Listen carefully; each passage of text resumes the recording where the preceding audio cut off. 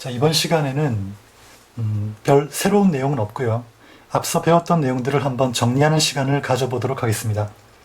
다항식 나누기 다항식에서 목과 나머지를 구하는 방법에 대해서 한번 정리를 해볼 건데, 다항식 나누기 다항식에서 목과 나머지를 구할 때는 직접 나눗셈이라는 방법을 이용하면 자, 목과 나머지를 우리가 구할 수가 있었죠. 그쵸? 예, 그런데 이 나누는 다항식이 1차식인 경우에는 굳이 직접 나눗셈을 하지 않아도 목과 나머지를 구할 수 있는 방법이 있었습니다. 그쵸? 자, 조립제법이라는 방법을 이용하게 되면 나누는 다항식이 1차식일 때 조립제법이라는 방법을 이용하면 목과 나머지를 다 구할 수 있었습니다. 맞습니까? 특히 이 1차식의 1차항 개수가 1일 때와 1이 아닐 때 이렇게 두 가지로 나누어서 한번 배워본 적이 있습니다. 기억을 한번 떠올려 보시고요. 그 다음에 다항식을 1차식으로 나눌 때 몫은 필요 없고 나머지만 구하고 싶다. 그렇죠? 그럴 때는 이 앞 시간에 배웠던 나머지 정리라는 걸 이용하면 간단히 구할 수 있었습니다. 그러니까 다항식 나누기 다항식을 할 때 목과 나머지를 구하려고 하면 직접 나눗셈을 이용하면 되는데 1차식으로 나눌 때는 그렇죠? 예, 1차식으로 나눌 때는 목과 나머지를 구하기 위해서 굳이 직접 나눗셈을 쓰지 않아도 된다는 겁니다. 자, 이 내용을 정리해 두시고요. 자, 한 가지 더 참고로 얘기하자면 이것도 알아두시면 좋을 것 같습니다. 뭐냐면요. 자, 가령 A라는 다항식이 있고요. 이 다항식을 B라는 다항식으로 나눌 겁니다. 이때 Q라는 몫이 생기고 나머지라는 R이라는 나머지가 생기는데, 자, 이때 이런 항등식 관계가 성립한다고 배웠습니다. 앞에서. 그쵸? 자, 이때 이 R이 B보다 차수가 낮다면, 그쵸? 이 R이 B보다 차수가 낮다면 그때는 이 R이 나머지가 됩니다. A를 B로 나눴을 때 나머지, 목 이렇게 볼 수 있다는 거죠.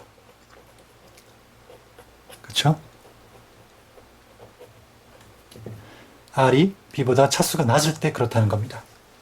근데 이런 항등식에서 우리가 문제를 풀다 보면 R이 B보다 차수가 크거나 같은 경우도 발생합니다. 그럴 경우에는 당연히 A를 B로 나눴을 때 목과 나머지로 볼 수가 없겠죠. 그렇죠?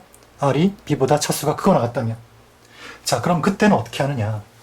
즉, 이 R이 B보다 차수가 더 크다는 얘기는 이 R을 다시 B로 더 나눌 수 있다는 소리입니다. 맞습니까? 그렇죠? 그래서 A를 B로 나눴을 때 그렇죠? 이런 항등식 관계에서 R이 B보다 차수가 크다면 이 R을 다시 B로 더 나누어서 나머지를 얻어야 한다는 겁니다. 되겠습니까? 다시 한번 정리하면 이렇습니다.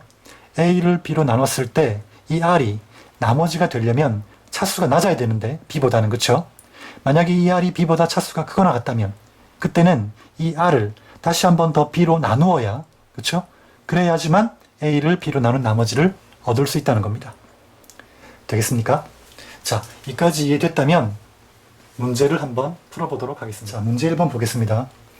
3차 다항식이 있는데 이 다항식을 2차식으로 나누어서 떨어질 때 상수 AB를 구하라고 했습니다. 그럼 일단 항등식을 한번 세워보겠습니다. x세제곱 더하기 ax제곱 더하기 bx 플러스 2라는 3차식이 있는데 이 3차식을 x제곱 마이너스 3x 플러스 2라는 2차식으로 나누었을 때, 그쵸? 나누어 떨어진다고 했습니다.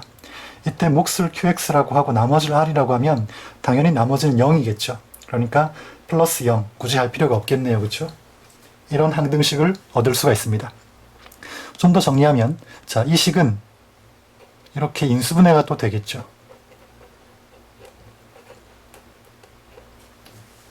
자, 여기서 우리는 미정계수 AB를 구해야 하는데 이 식이 항등식이니까 x의 어떤 값을 대입해도 등식이 성립해야 합니다. 수치 대입법을 이용하자는 거죠. 그렇죠? x에 2를 한번 대입해 보겠습니다. 그러면 8 플러스 4a 플러스 2b 플러스 2는 0. 이런 식이 한 개 얻어질 거고요. 2a 더하기 b는 마이너스 5가 되겠네요. 그렇죠? 그 다음에 x에 1을 대입해 볼 수도 있겠죠. 미정계수가 두 개니까 숫자를 두 번 대입해야 됩니다. 그리고 우변 qx를 모르니까 이 qx가 포함되어 있는 항을 0이 되도록 만들어주기 위해서 이렇게 2와 1을 대입하는 겁니다. 그쵸? 다 아시겠죠? 자, 1을 대입하면 1 플러스 a 플러스 b 플러스 2는 0 이렇게 됩니다. 그렇다면 a 플러스 b는 마이너스 3 이런 식이 얻어지겠죠. 자, 이 두 식을 연립해서 푼다면 빼보면 되겠네. a는 마이너스 2가 되겠죠. a 마이너스 2를 둘 중에 아무 데나 대입을 하면 b는 마이너스 1이 되겠네요. 그쵸? 자, 이렇게 해서 a 값과 b 값을 구할 수가 있습니다. 자, 문제 2번은 약간 좀 어려워 보일 수도 있는데 한번 풀어보겠습니다. 자, 먼저 fx를 x-1의 제곱으로 나누면, 그쵸? 나머지가 2x-1이 된다고 했습니다. 이거 잘 기억해 두시고요. 그 다음에 x-3으로 나눈 나머지는 1이라고 했네요. 그쵸? 이 말은 또 뭡니까? f3은 1이다. 이런 의미가 되겠죠. 자, 이 두 개의 조건을 가지고 이제 문제를 풀어볼 텐데, 자, fx를 x-1 제곱 x-3으로 나눈 나머지를 구하라고 했습니다. 몫을 qx로 두고요. 자, 이 식이 몇 차식입니까? 3차식이죠.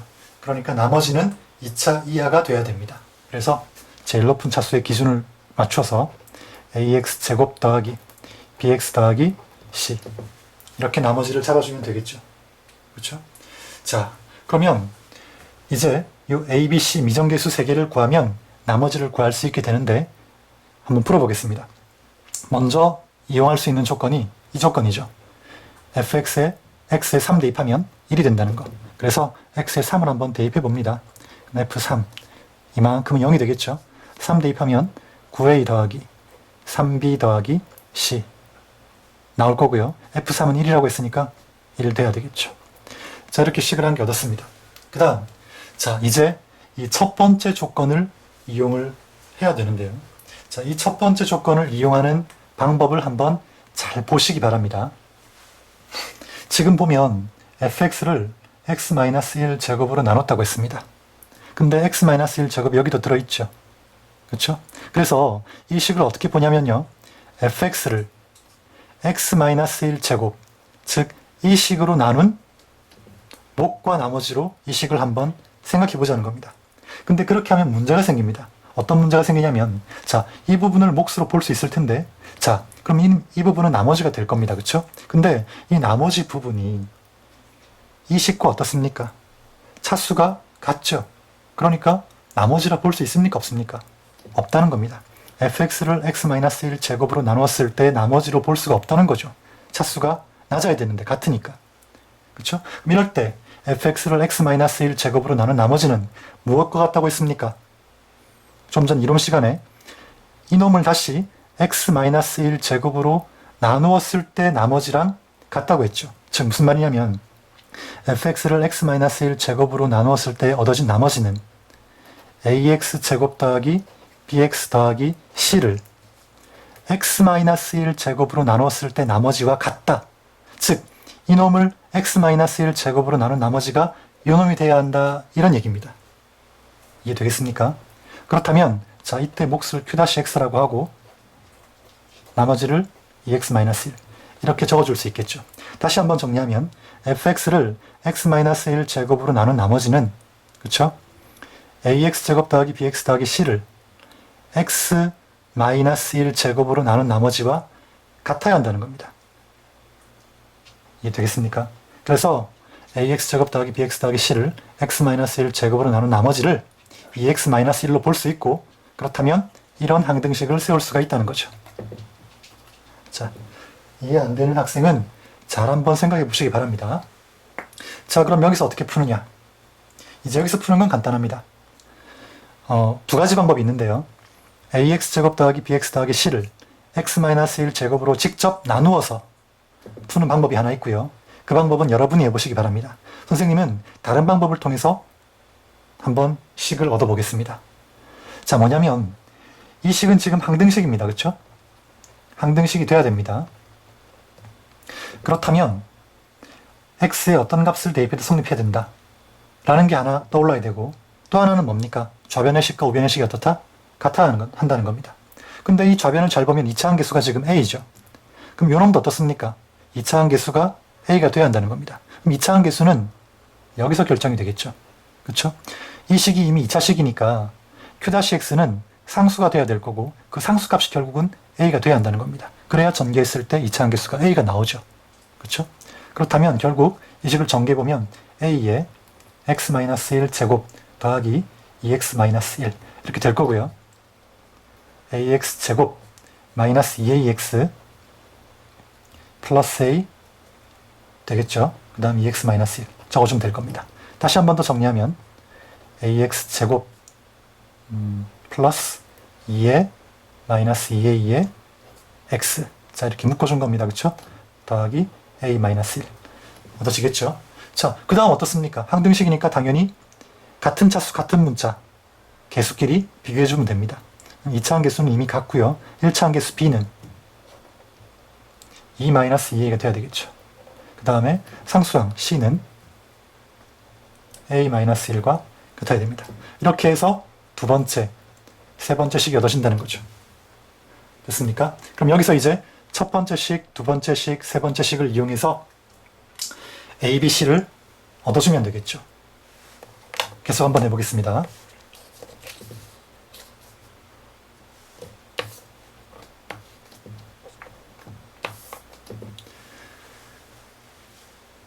자, 봅시다.